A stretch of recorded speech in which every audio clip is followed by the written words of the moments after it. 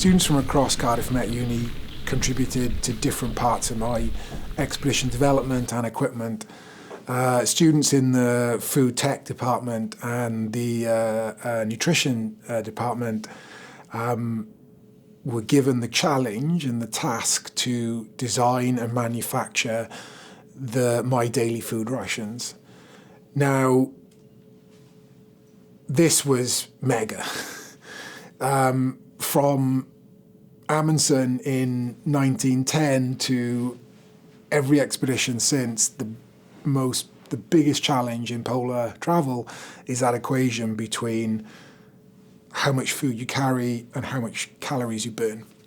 Obviously, the more food you carry, the heavier your sled, the more calories you burn. You add into that the challenge of trying to move quickly, faster than anyone else has ever done in history, and you're burning more calories, and the weight of your equipment is even more critical.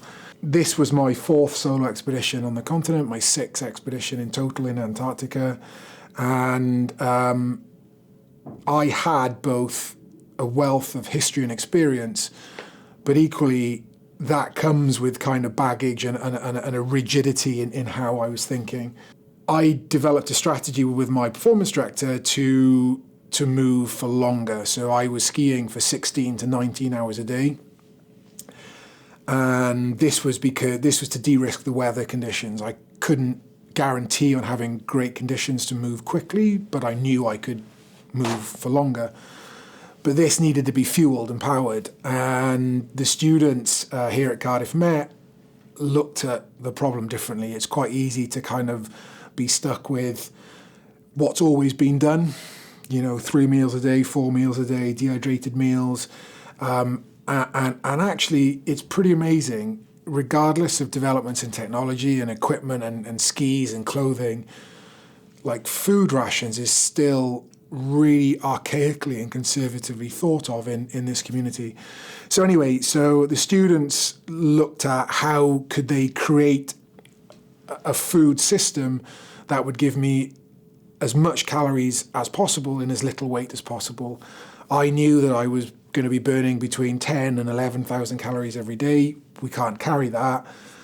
My first solo expedition, I carried 5,000 calories. Second solo expedition, it was 5,800 calories. Last year, we got that to just over 6,000 calories. This year, we took a giant leap. And I have to say, the students and the staff were incredible because we created 7,200 calories a day. And it meant that they designed kind of nutritionally balanced, specific to kind of what I wanted and what I knew worked for me, both solid and liquid food supplements that I was able to take throughout the day, which meant I was able to kind of drip feed around 500-600 calories every hour into me, which meant I could sustain that level of performance for 28 days. And that was a real game changer, actually, because, we can all do one big day. We can all do maybe 2 or 3 big days. The real challenge was staying fit and staying healthy and replicating 16 to 19 hours a day for 28 days. And they absolutely crushed it. Fair play to them. The last week, 10 days of the expedition were tough. And it's really kind of hard to articulate, but the cumulative fatigue, the cumulative sleep deprivation, and the added kind of challenge that was posed when I had to ration my food supplies, meant I was hanging on by my fingernails. I had strategically planned to take 25 days of food. I knew that the margins were tight. I was confident to be able to complete the expedition in 25 days, given good weather conditions. But equally, the rations were designed in such a way, they were such big calorie days that I knew I could stretch the 25 to 27 days of food. The real challenge came, though, when that weather system came in and challenged me to have to stretch the food from 25 to 29 days. And that meant going from 7,200 calories a day to just over 2,000 calories a day, but actually having to increase my hours skiing from 16 to 19 hours in order to cover the distance. And it was horrific, like horrific. Physically, I was wrecked, and I don't know how else to say it. I lost 14 kilos of body weight throughout the expedition. I knew that I wasn't getting the nutrients in I needed to sustain that level. In some bizarre way, I can feel every day my kind of body eating itself. The hardest thing, though,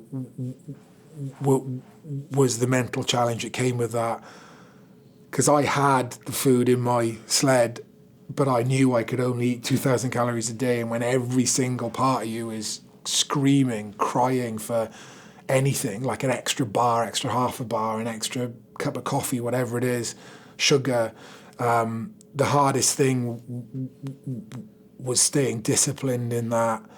I'm sure I'll have reflections for many months, many years. For me, it just came back to a really simple kind of emotion, and that's, I needed to get the job done. And I needed to finish with a win. I could have taken a resupply, a food resupply, and I wrestled with that every minute of every hour of every day of that last week.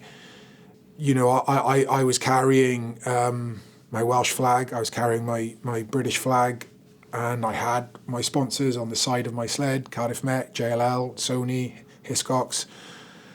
And those things, they might just seem trivial, or they just, we kind of talk about them in passing, but they mean something to me. Every one of those companies on the side of my sled had invested time, effort, belief into me. My family, my performance coach, and those flags meant something to me. And finishing the project in the way that I started, finishing with integrity, getting the job done, it was really that simple. And I still maybe don't quite know how I did it, but I managed to dig in and get to the pole. And I tell you what, that first can of Coke felt freaking amazing. And basically, I've been eating non-stop since. I literally haven't stopped eating in the last 3.5 weeks since I got the pole.